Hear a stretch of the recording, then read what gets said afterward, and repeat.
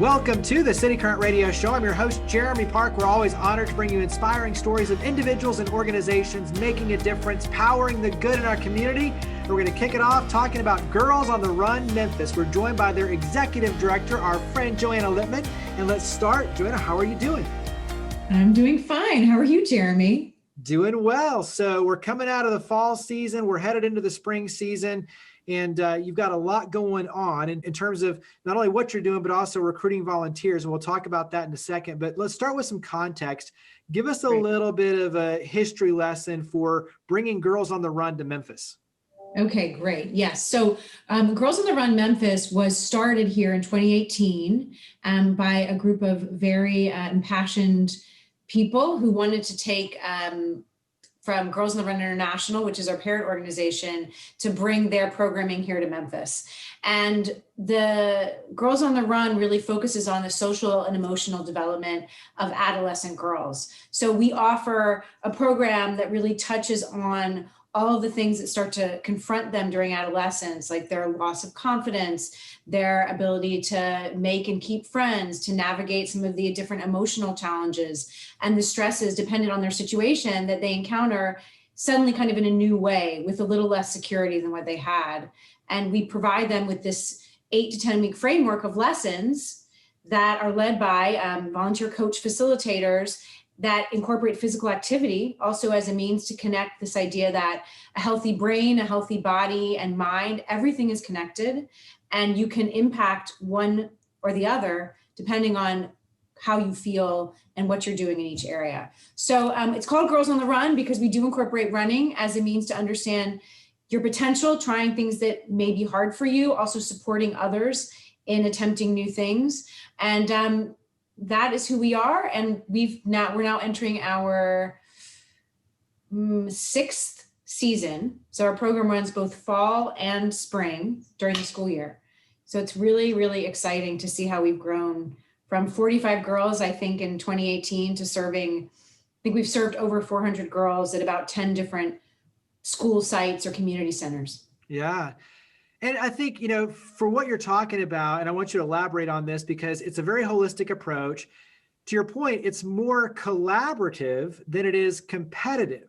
And so talk about that aspect because even the culmination of it is much more around accomplishing goals and friendships and relationships and confidence building than it is. You're competing with yourself in a big way, but it's not necessarily competitive in that sense. So talk about kind of the dynamics and the growth of what you're accomplishing.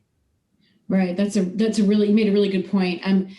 This is not a competitive after school program, excuse me. This is a place where girls are empowered to find their voice, and their voice can be in many different parts of themselves. So whether that's through connecting with your peers who are in this group with you and having discussions about what do you feel like are your strengths? What are your differences? What are your similarities? How does one person approach a situation in a different way than you? How can you learn from one another?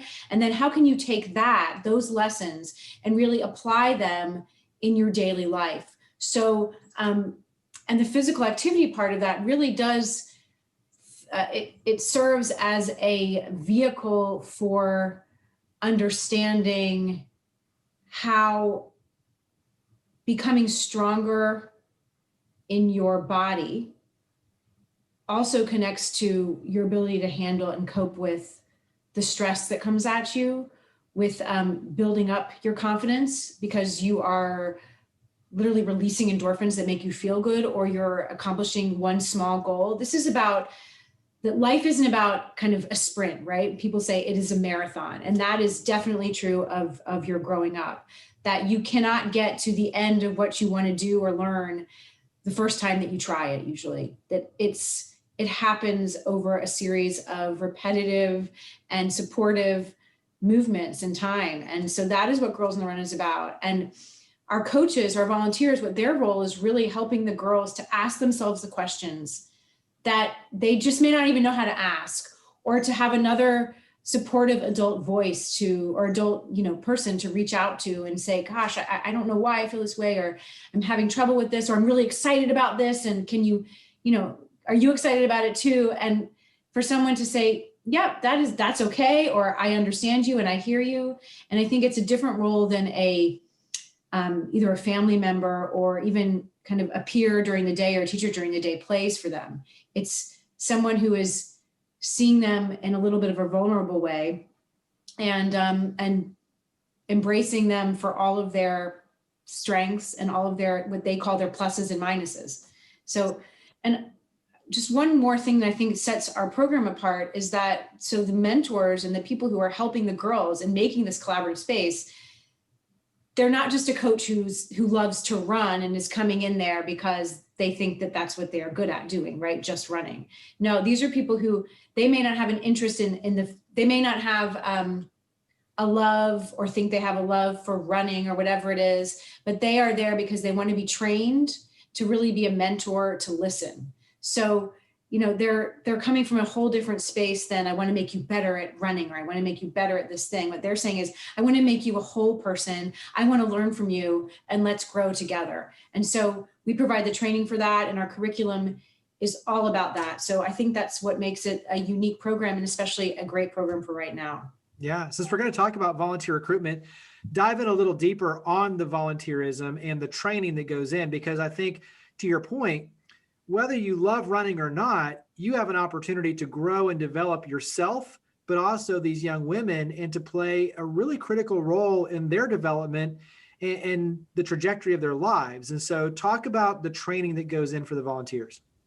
Okay, I will happily. So when a person goes on to GoToMemphis.org and says, how can I volunteer? I'd like to get more involved. The core of the heart of our organization are our volunteer coaches. Coaches are the people who facilitate our 8 or 10 week program. They meet with the girls twice a week. They lead them through lessons that we provide for them, a curriculum we provide for them, and they're fully trained in what they're going to do and how to respond to different situations, how to be sensitive to other people's backgrounds, to the girls, whatever they are coping with in their life. We provide a training that addresses a lot of that, a lot of those things that kids are encountering, depending on their circumstances. And so our training involves a full online set of modules. It's about 5 hours of independent work that you can do self-paced. And then also a in-person usually, but Zoom live training and lesson workshop. So that our idea is, we want to make you feel confident and going in there and working with these girls, so prepared that you almost forget you forget about being nervous about leading something, that you are open to receive whatever the girls are giving you that day, because all of the other stuff is taken care of you. So is taken care of for you. So everything from what today's lesson plan is, to exactly what it is that you're supposed to accomplish in the lesson, to the supplies, to the journals for the girls, everything is taken care of. And as a result, what we've seen is that our volunteers, just overall, always come back at the end of a season and they say, oh my gosh, I learned as much from this as I did from the girls. And I can't believe how much I grew from this experience. And so, I think a lot of people right now are feeling this need to make a difference somehow in this world that we live in, to give back, to have a positive influence, to send people on with a great big step forward into the new world, shall we say, a hard, very difficult world.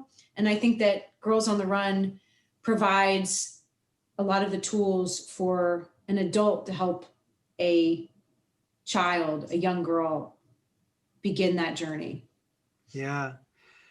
Talk about on your end, the fall, kind of give us a highlight, because that was virtual. And now for the spring, you're still going to have virtual, but you are going to have some in person. So talk about the fall, and then let's lead into the spring. Sure. So we decided, I guess in the summer, once we knew what the Shelby County schools were doing, since they're a big partner of ours, that the program should be delivered virtually, that was the safest thing for our coaches and for our girls, and also really the only way that people could access it at this time if they were not in school and schools were not hosting after school activities. So we were, I think, beyond pleasantly surprised at how well the virtual program went. We had We served girls at over, I guess, 8 different program sites. And we also had what we'd call virtual community teams. And I know the word program site is a little confusing, but they were virtual teams associated with different schools. Or we also created some virtual teams that any girl from anywhere, regardless of whether they went to a school that we had been programming at before, could join in. And I think the most exciting thing for us was that these community teams had girls from all across the Mid-South coming together, that they were excited to be there, that our coaches, who were all very nervous about leading a social and emotional development program with physical activity on Zoom, could not believe how well it worked. And so I think that it was overall extremely positive experience in showing us that, wow, there's a lot of people who are interested, and that kids need a place to connect, and we can provide that. That being said, Jeremy, the overall feedback was, oh my gosh, if there's a way to do this in person, if it's safe, if we can you please make it happen in person? So we are actually offering both types of programming. I mean, for many of our schools, still virtual is the safest thing for them. We've seen the kids do have access to their laptops. It's working out okay for most kids to be able to get online when they need to. And so we'll still offer virtual programming. And then we will offer some in-person programming at some of our parks, which is I'm thrilled to say. And we will have, small teams of girls and small groups of volunteers helping with those. But we are very, very eager to spread that word out there to as many people as possible, that we will have safe, physically distanced, observing all the protocols that we possibly could, to have in-person programming starting after the spring break time period. So whether that's March 15th or March 22nd, that program will run for 8 weeks, either virtually or in person, and through, I guess, the middle of May. And you can learn more on our website about where and when and how. But we're very, very happy that we have volunteers who are excited to help bring this program to the girls, and that our schools and community centers and parks said, yes, please, if you can do it in a safe way, they need this. Really, we all need some kind of sunshine in our lives. And this is a great place to feel that. Absolutely. So mention again all the different ways we can help. Obviously, volunteer recruitment, that's a big piece of this. We talked about the training, spreading the word, knowing that you have both the in-person and the virtual options, especially through the parks and the different areas. So talk about all the different ways, and even the financial contributions, obviously, to underwrite your efforts. But how can we help? Yeah. I mean, the biggest thing is building awareness that we have this incredible program that with the volunteers, when they get involved, feel like they have really, really impacted girls in our community, and they become a part of this incredible Girls on the Run Memphis community, which embraces them. So please, that's a huge thing, is that we cannot serve the girls unless we have the mentors willing to give back to our community. So you can find out about all these things, and I know you'll talk about our website. But follow us on Instagram, Facebook. Please share that information, because that's how people in, let's see, we're in Shelby County right now, but let's see, we've got, girls from all of the different parts of the Mid-South who are looking for programs like this. So we want them to know about it. So share. And then, I think it's 70% of our girls receive financial assistance to do the program. And our demographics right now pretty much reflect the demographics of our city. So there's a lot of need for girls to have this program, but also to be able to afford the program fee. And we will not turn anyone away for their inability to pay the fee. So we are always looking for financial sponsors, definitely. And that is also something that you can learn more about on our website about what that means. So did that cover everything, Jeremy? Yeah, that's the key, is just, helping to spread the word, letting the parents and the girls know that this is a huge opportunity, and obviously the volunteer recruitment as well. Wrap up and talk about the website, phone number. Where would we direct everyone to learn more? Okay, great. So you can go to our website, which is www.gotrmemphis.org. So GOTR Memphis.org, and click around there and you'll find coach and program. Our program registration for girls opens February 8th, and our coach applications are already up. We have a virtual open house on January 31st for coaches and volunteers, or if you're interested in hosting a site. So all of those things are up on our website. And you can also call the phone number, which is 901-848-0054. And you will reach me on that phone number, because I will provide you with whatever information you could possibly want about getting involved in Girls on the Run Memphis. And just want to say, Jeremy, you've been a huge supporter, and I'm so grateful to cityCURRENT and to everything that you do. Hey, well, we greatly appreciate all you're doing. And I think, one of the biggest things is giving our youth opportunities. And that is a big piece of this, especially our young girls, to give them opportunities to develop themselves personally, and whether that's through the activities and the athletic side, but most importantly, as we're talking about, the self-confidence, the collaboration, that's the kind of stuff that's going to bring our community together, but ultimately provide these opportunities that are going to move our city forward. So I greatly appreciate all you and your team and all the amazing volunteers are doing. Thank you for coming on the show. Yeah, thank you so much, Jeremy. I mean, the girls are ready to dream right now, so we need to give them a place to do that.